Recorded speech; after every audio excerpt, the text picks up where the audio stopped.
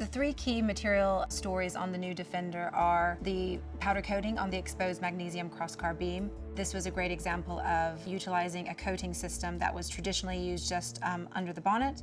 We continue our collaboration also with Wrought, manufacturer of premium wool blend textiles. What's interesting about the Wrought steel cut is that it actually has 5 times greater tensile tear strength than more traditional seating materials that we use. It's also been used proportionately on the areas of the seat that might get the most wear and tear. The third key material innovation on Defender is the performance wrap. Effectively, the performance wrap is a film that goes all over the body. It's strippable. It's also very durable.